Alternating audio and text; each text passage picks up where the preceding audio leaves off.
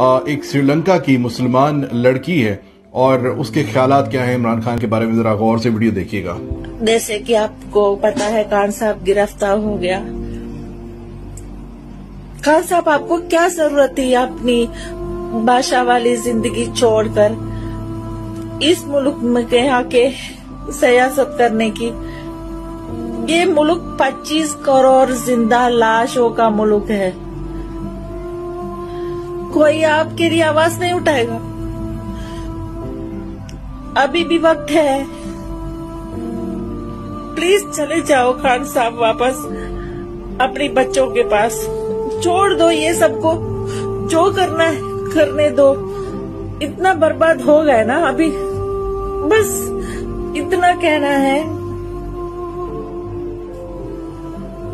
बस वापस चले जाओ खान साहब।